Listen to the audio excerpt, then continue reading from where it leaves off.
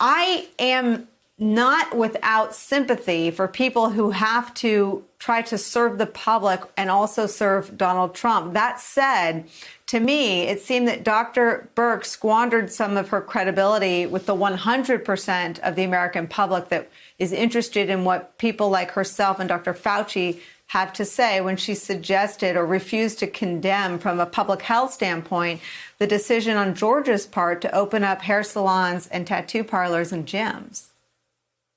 Well, Nicolle, you put it, you called it a three-ring circus. I hope it's just three rings, but it seems much more dire than that. We have an incredible array of mixed messaging coming from the top, which, of course, undermines anybody's ability to figure out what the right strategy is. Is it possible to open up a beauty salon? It might be, but not right now, not with the limited amount of testing we have. We can't go into a beauty parlor or barbershop and not know whether the barber has COVID-19 or not, or whether I have it and could give it to the barber or anybody else in the shop. So all these things are potentially doable. You know, Trump called this, a light at the end of the tunnel. Yeah, there's a light at the end of the tunnel, but it's probably the longest tunnel one could possibly imagine. And the light at the end of this tunnel is increasingly difficult to see what the pathway is to get there, at least under this very disorganized, dysfunctional leadership and mixed messaging that's coming from the top, Nicolle. What would your guidance be about Georgia's plan for reopening? I mean, are they trying to do too much too soon, or are those things that should be on the table for any state? So, first of all, I do want to be sympathetic. I'll say this on behalf of the entire public health community. Nobody wants to delay any more than necessary the reopening of American business and everyday people getting their incomes back. That goes for sure. The problem is this question of which we keep repeating: can we open safely or not? But we can't open safely unless we could do testing, unless we could do a very effective, very efficient contact tracing to make sure we follow up with people who might be positive, and we make sure that we have new rules for the workplace. My center is going to put out a report in the next couple of days that gets very specific about this, but to promise to give false hope to Americans that this could be done safely in the next few weeks is preposterous. And I really feel sorry that Dr. Birx is putting herself on the line like that. I can't even imagine what it must be like to be working for the Trump administration, trying to be true to the science and the evidence, say what makes sense, and still, not get fired by a very erratic boss. It's a tough position for her to be in, and I do feel sorry for her, Nicolle. Phil Rucker, science is a really fascinating foe for this president, who your newspaper has clocked more than 16,000 lies that have come out of his mouth just as president. And the science on one of the drugs that he touted, we played in the last hour, half a dozen instances where he said everything from try it to what have you got to lose about a drug treatment that was just studied and rendered to not be an effective or safe treatment for COVID-19.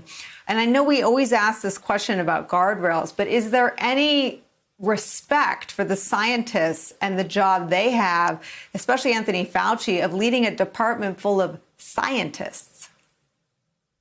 Well, Nicolle, there are a couple scientists around the table with the president. Drs. Fauci and Birx are two of them, but that's not to say that they're having a great deal of influence with him.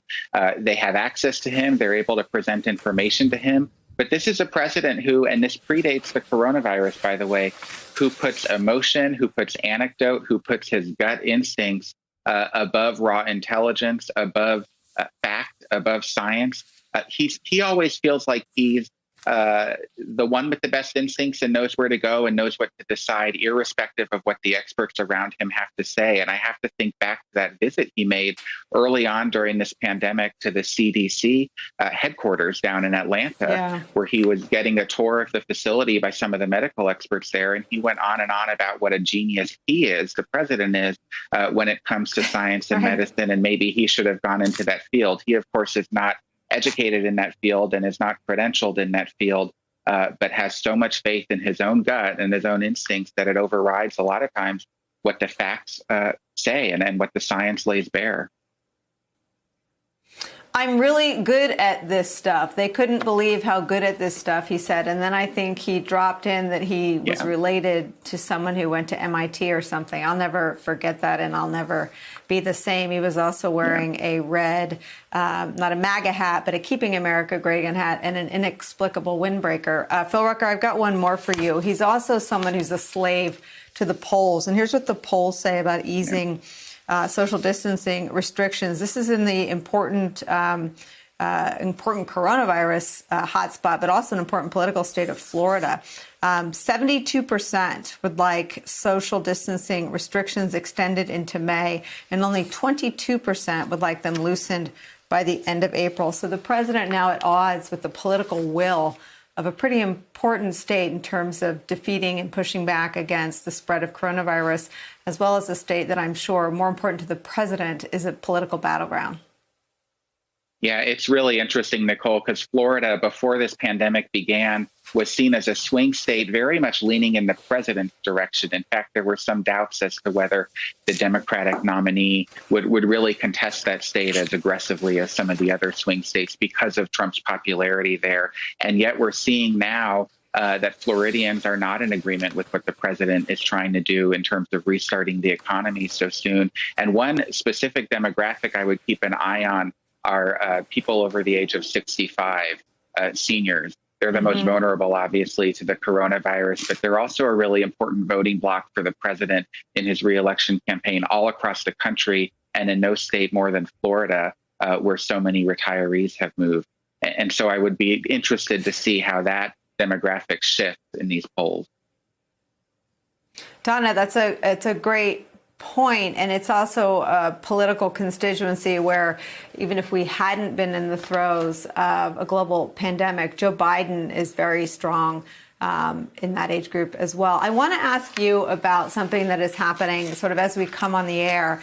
There's this is again sort of a recurring plot twist in the Trump story. There's an attempt at a walk back, not from the head of the CDC, but from the White House, about what the head of the CDC said about a potentially more deadly second wave of coronavirus. If you need any evidence that in this three-ring circus, everyone's getting pressure and a squeeze from Donald Trump to stay on his chosen political message, it's happening in real time as we're talking. The president is talking about a new statement saying the CDC director was totally misquoted by fake news CNN on COVID.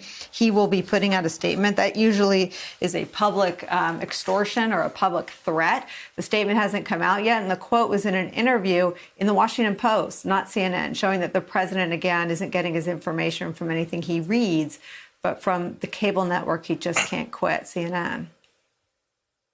Well, Nicolle, as I think about the director of the CDC, he's much in the same position, frankly, as Dr. Birx. Anybody who is around the president eventually finds himself, swirling around in the muck of the president's obfuscation, his blaming, and his outright lying. And they either have to sacrifice their own credibility or they choose to be in the good graces of the president of the United States. Up here is where we are potentially losing lives. And so I fully expect that every time the president takes to the podium, he's going to lie and obfuscate. What I don't expect is that our leaders, the head of the CDC, Dr. Birx, in her capacity as an advisor to the American people, doing that as well. And it really does great damage to the public that is confused about what the guidelines mean, what the restrictions are, what the risks are going into the future. And frankly, the information from the CDC yesterday, the director's statements were perhaps the most chilling that we have heard, because we weren't prepared before, we're not prepared now, and it is difficult to see how this president and this administration will make certain that we are prepared when the fall comes.